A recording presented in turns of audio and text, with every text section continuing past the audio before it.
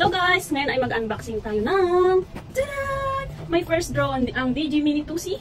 At let's go! Mag-unboxing na tayo. Excited na ako. Ito yung talagang pangarap ko talaga. Dapat ay Mini 3 ang bibilhin ko dahil siguro mas okay yun at mas mataas na yung niya. Hindi ko alam kung ano yung advantage niya, pero dahil first timer natin ay subukan natin itong Mini 2C. At marami namang nagsasabi na lahat naman daw ng DJI brand ay okay, magandang quality. So, let's go.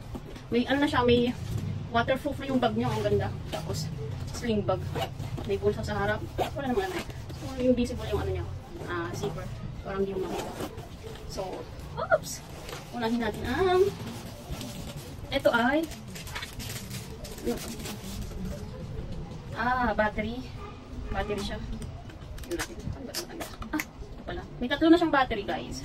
So, dahil ang nakalagay dito ay tatlong battery, remote, tapos yung drone, tapos ito yung power bank, ito yung parang sa charger din. Tapos may free pa siyang dito, LC ng drone.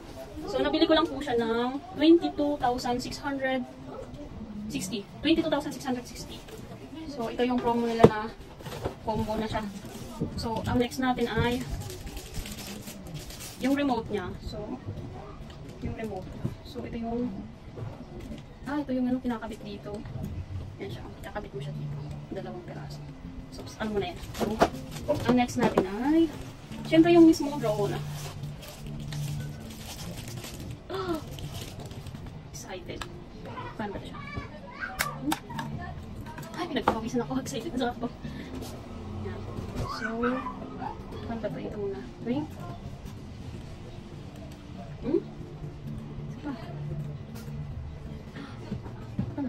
Kaya. Baka masira. Yan.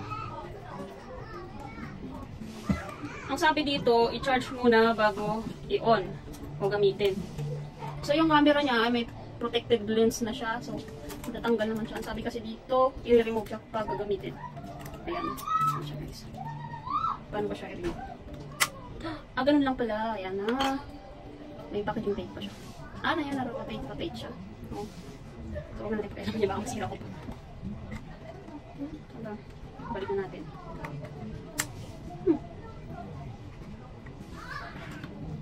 Ay, nasira na. Tak lang. At hindi pa tayo tapos yung mga nito gamit. Ito yung, may cord na siya. Ito sa cellphone natin yung kinakabit sa cellphone. Then, ito yung free na LC. Ito ang meron dito. Yung LC pa rin. Ang daming free. May pang tornilyo siya. Pang open. Pang tornilyo. So, another cord para sa Type-C. So, ito naman, charger. Sa charger. Dito siya. Pag nag-charge. Yun lang.